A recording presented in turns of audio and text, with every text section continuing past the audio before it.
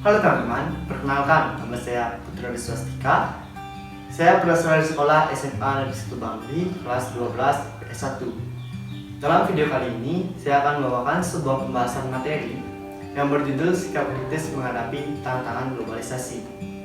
Dalam video kali ini, kita akan mempelajari atau membahas 5 materi. Yang pertama adalah membentuk sumber daya manusia. Yang kedua, mematuhi norma-norma sosial yang ada. Yang ketiga, mewujudkan globalisasi. Yang keempat, menumbuhkan sikap bangga terhadap identitas bangsa, khususnya bangsa Indonesia. Dan yang terakhir yaitu kelima adalah kembali ke alam atau back to nature. Baik, langsung saja kita bahas yang pertama, yaitu membentuk sumber daya manusia.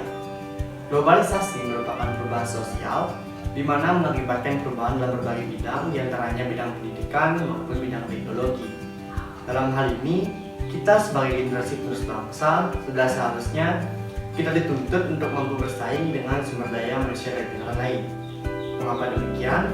Karena supaya nanti kita tidak bisa menerima saja pengaruh dari luar seperti kebudayaan, pendidikan, teknologi maupun produk, tetapi kita juga bisa memanfaatkan apa yang ada di negara kita sendiri. Tanpa sumber daya manusia yang berkualitas, tentu negara kita tidak akan bisa berkembang. Daripada itu, bagaimana cara untuk membentuk sumber daya manusia yang berkualitas? Yang pertama adalah menetapkan mutu belajar selama 12 tahun. Yang kedua, meningkatkan kualitas maupun kuantitas terhadap pendidikan. Yang ketiga, meningkatkan layanan atau fasilitas kesehatan. Dan yang keempat adalah memberikan pelatihan terhadap tenaga kerja. Baik, kita lihat yang kedua, yaitu mematuhi norma sosial. Jika dilihat atau ditinjau dari pengertiannya, tentu teman-teman di rumah tidak asing dengan kata norma. Norma merupakan sebuah peraturan yang dibuat oleh masyarakat yang tujuannya untuk mengatur atau mengarahkan masyarakat supaya tidak berperilaku yang menyimpang.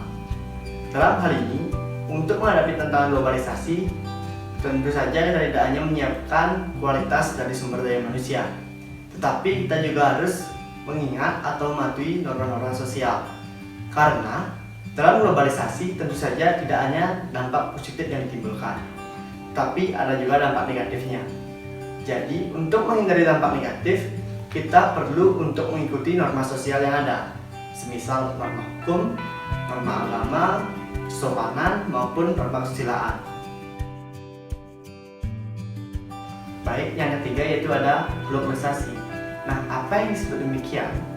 Globalisasi merupakan jargon bisnis dalam menyebut adaptasi produk atau jasa terhadap wilayah atau kebudayaan tempat di mana mereka dijual. Kata globalisasi mengacu pada individu, kelompok, organisasi maupun produk atau jasa yang merefleksikan standar global ataupun standar lokal. Pengaruh globalisasi budaya sekarang lebih cenderung mengarah ke arah homogenisasi, atau kita bisa sebut satu persamaan kebiasaan daerah satu dengan daerah yang lainnya.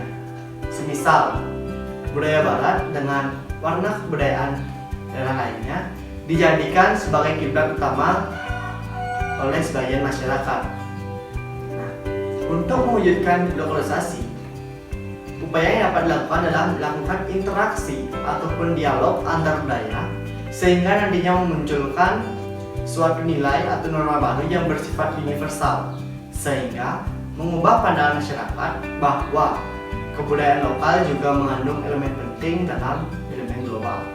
Nah, masyarakat harusnya menyadari realita perubahan sosial. Globalisasi mengajarkan kita untuk memanfaatkan kesempatan yang dapat dioptimalkan untuk menghadapi tantangan globalisasi.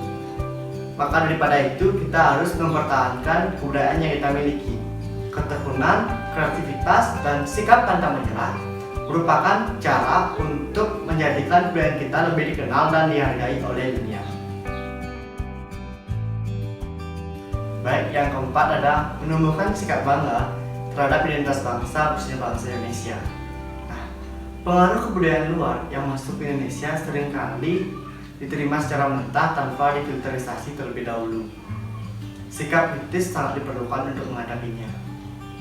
Dengan sikap mencintai bangsa ini, dengan mencintai tanah air ini, tentu kita dapat mengoptimalkan pengaruh positif yang masuk ke Indonesia dan meminimalisir dampak dari pengaruh negatif yang ditimbulkan. Nah, masyarakat harusnya dapat menyaring kebudayaan masuk dari luar ke Indonesia dan lebih mempertahankan kebudayaan yang kita miliki. Dengan demikian, kita dapat bersaing dengan budaya lain dalam persaingan globalisasi saat ini. Baik, yang kelima ada back to nature atau kembali ke alam.